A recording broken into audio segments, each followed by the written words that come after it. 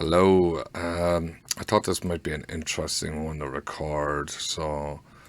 Uh, this is like a renovation project. There's a couple of stairs in the basement. There's like three stairs. So there's one, two, three stairs. So what I'm gonna do is I'm just gonna highlight the main stair. So what's happened is I told them at the start we're gonna need to have the exact measurement, right, for the height of the stairs. So yeah, everyone's like, yeah, yeah, no problem, no problem. And then we don't get the right height. So the original height, sorry, I clicked on the stairs there by accident, I think.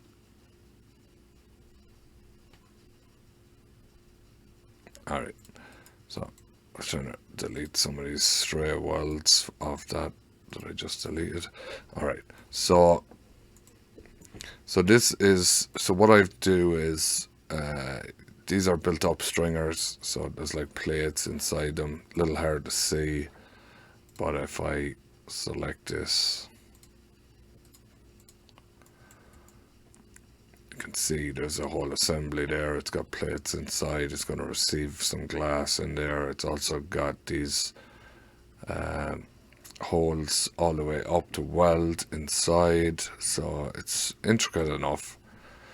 Problem is, they gave me a height for the stairs. The floors weren't poured. Everyone said the floors would be this measurement. That's fine. Everything's going to be great. And of course, that is not the case. So this is one I use for construction purposes. So I just bring it out to the side. So what I'm going to do is, if I come back in here, let's just grab these construction lines, and I will keep these for now for reference. My stairs is 8 foot wide on the inside, or 8 1/4 inch. So I'm going to move these over 5 feet. So I'm just going to move over the construction lines. All right, this was my original line here. So what I'm going to do is I'm going to delete all of these without deleting the dimension line.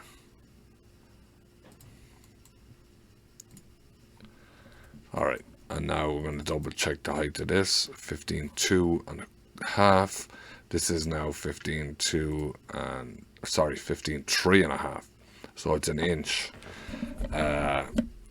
So we're going to move this up another inch, then just double click on it to see, make sure it's 15.3 1/2. So I have 15 rises on the bottom, 12 rises on the top.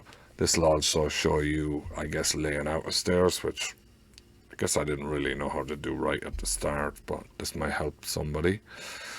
So first I'm going to rotate through the x-axis here so that my line will be the right direction. So what I'm going to do is I'm going to divide this line up into 15 and 12 is 27 rises. And then I'm just going to check what that is to make sure it's not more than 7 inches. And it's 6 and 25 30 seconds, which used to be difficult to get my head around doing the stairs in 30 seconds, but yeah, so it's going to be a typical 11-inch going with a 1-inch handicap, and this is how I do it. I'm sure others do it different. This is my way of doing it. So I'm going to join that, and then I'm going to copy this. So I'm going to copy this, and I'm going to array 12.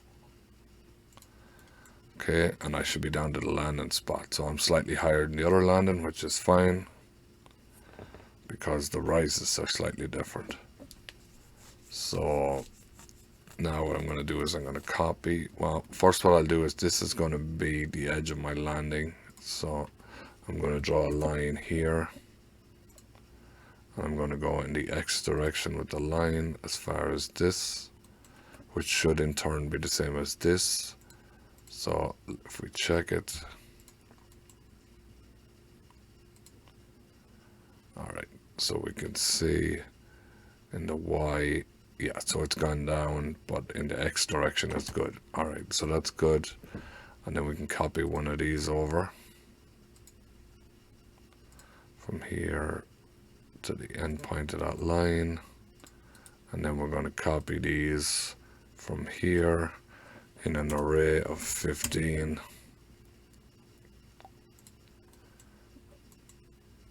and we should be good. So let's see how close we are down here, and in the Z, yeah, so my UCS is misorientated, so everything is 0 and 5. Alright, so that's good. So they've got the same base point, but they should have a 1 inch different top on them.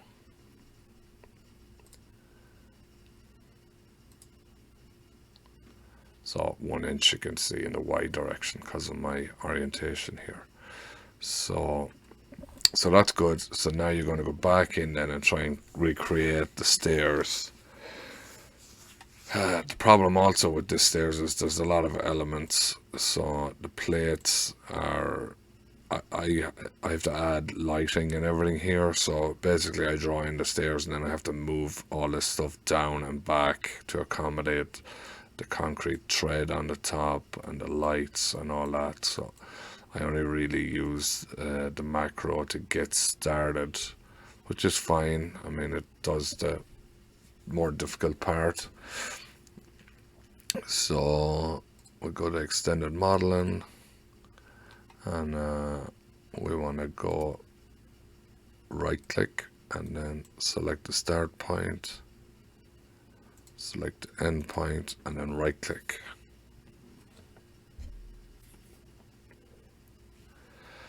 So I'm on the laptop now again, I'm just home, so let's go to the library and see what we got here. We got, let's go with this Petco stairs. Take a second, and there we go. So now we can see this probably is going to hit down here. Actually, it doesn't seem to be hitting, so that might be fine because it didn't move much. It's like an inch over 27. Some people were saying just move. One person gave me the advice of just maybe moving the stairs and leaving the stringer, but it's not worth it. For, you know, I might as well do the day's work and get it right, even if I'm not getting paid for it. I'd prefer to have the project done correctly. So distance stringers, the distance is the inside, and I need the inside to be 8 foot 0.25. That's the inside, okay? So we're going to do the top of the stairs. As you can see, obviously I don't need landings here, so these things need to be altered. But for now, I'll just leave it. It's fine. I'm not going to go through the whole stairs with you.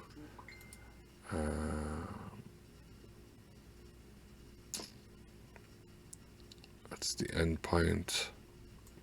Or sorry, start point, end point. Right click. And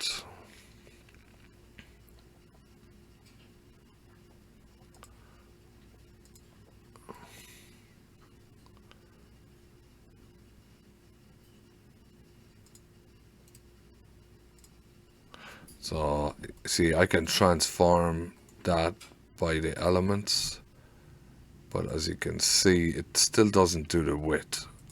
So, see, this looks different because you can't see the full platform.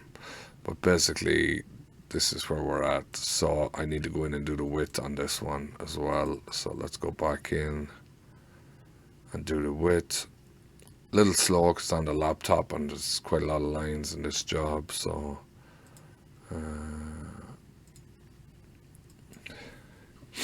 so what I say, 8 foot 0.25, and then we can go from there. So we're getting close to what we want there. So I'm just going to check out my pans. So I'm not worried about the rest. Everything else looks fine for now.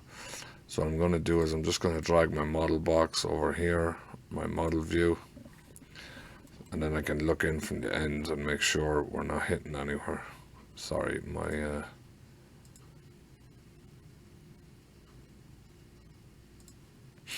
so let's zoom in and see what we got here. We can see we still have no clash here, right? Because we only moved these a very small amount. So if you can see, here's the previous green line. So my stringer design, if I check it here, so this is obviously just the start of a whole process. There's going to be quite a lot of work here. I'm going to have to transfer marks on the nosing the whole way up, and then move all these down and back, and then add the lighting and add the pan on the top and all that stuff. So it's a bit of a pain. I might show it to you in a minute. So what was I going to do? The step general. So step general dimensions here. So the 4 dimension here was 7 and 9/16. So if I have 27 rises and it only went an inch, it's almost only moved a 32nd, just a little less than a 32nd. So this gap was probably just slightly bigger. It's also going to be on a seat in here, so this gap is, they're not concerned about this small gap here. It's as close as we can get it. So it looks like we're good with this. So what I'll do is, actually this is the lower one. So what I'm going to do is, we want to go to landing bottom, and distance from our create first thread. So you can remove the first thread there, and we can go to landing, create front and rear, and it gets rid of the cover also. Alright, so there the bottom is closer to what we need. The top needs to go a little bit. So what I actually will do, obviously, is I'm not going to join the two of these. So I'll probably remove the upper one and extend the lower one, and then join them. So this is probably, I'm going to break these connection boxes, but just to show you this, it might be useful. I don't really, yeah, I can get rid of the landing plate. So I can just, again, with the connection, or sorry, so it's removed that bottom landing there, right? So now if you do the features, you can do some features here. Like if you can extend to this one, and this one. So you can actually extend them, right? Now you could do it that way, which is fine. But you can also do it the proper way, and you can use the macro to do it. Because if you change this in the macro now, so let's just watch. Actually, I should have drawn that line back in. Let me put that line back in. Sorry, it's taking a second to open. So let me draw this line in. And then, so now you can extend this, right? But the extent that I had it at, so if you check, if I go to landings top landing, and it's, if I want to change this to 24 inches, it'll change them both, but it'll also remove that feature you just put on it. So what I'm going to do is, what I would do is, I'll select here and select this measurement, and that's 4 feet. So what I'll do is, I'll just extend these over 4 feet. Now, I probably should have known that measurement, but it's just, I've been working on other stuff. So step general, landing, bottom landing, top landing. So we can see this one is 2 feet. So I want to go 5 feet. So this one wants to be 5 feet. And this one wants to be 5 feet.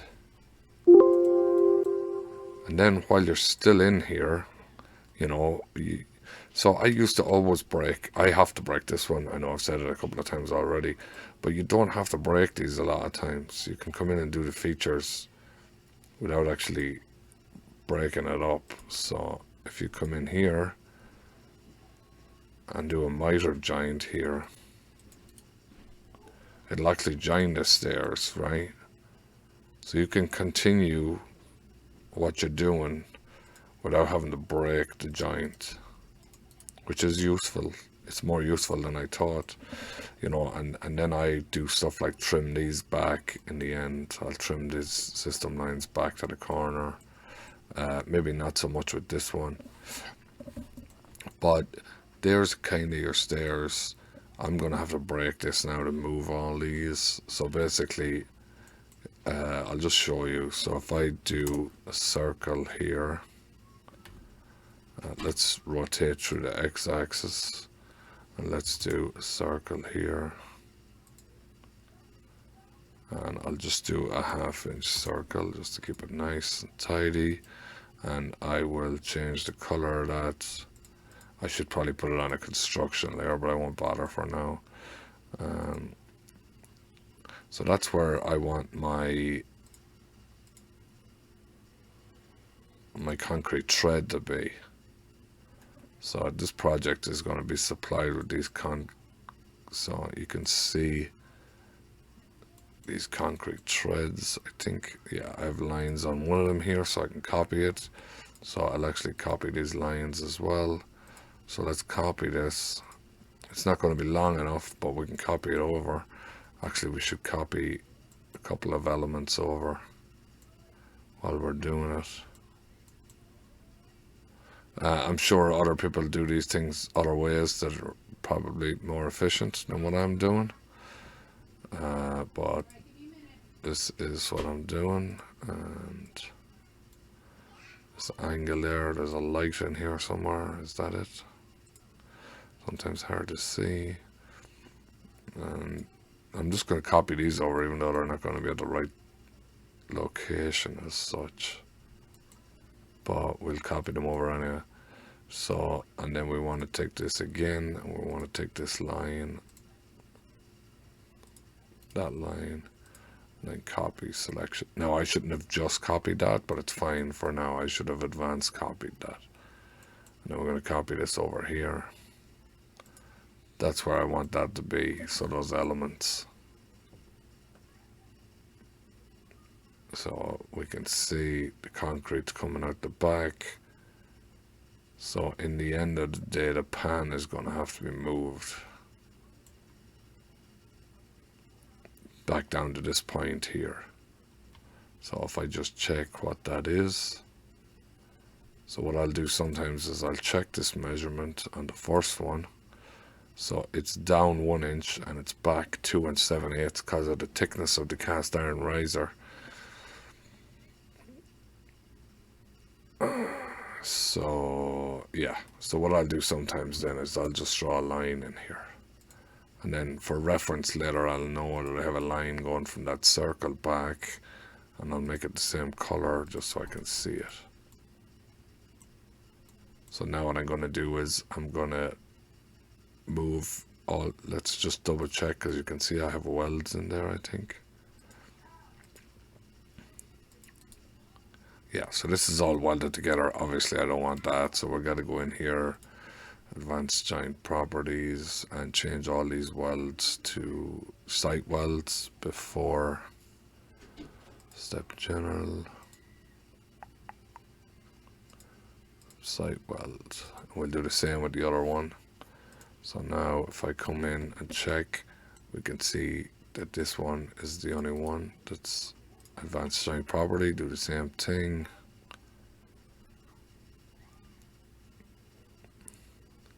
Step general.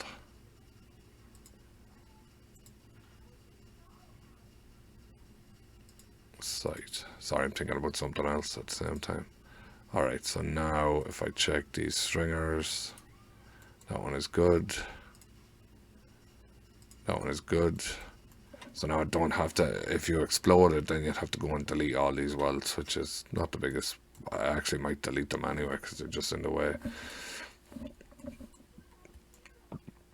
So that's kind of the idea there, and then I have to add all these flat bars inside here.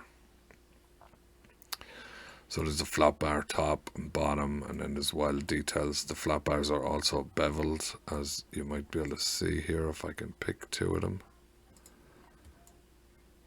They're beveled on the inside twice, and the bottom one is beveled on the outside once, and so it's quite a bit of a pain, but all the handrails have to be redone and everything, so busy weekend. But I just thought I'd show how to lay out stairs, and you know, I'm gonna put in, I'll just draw in this platform manually, and other than that, pretty good. Okay, and I have to add a bigger platform. Alright, so maybe that helps, maybe it doesn't. I know I was struggling with my layout at the start with stairs, so maybe this will help. And if anyone has any suggestions for any other videos, maybe let me know and I'll try and help you out. Alright, take care.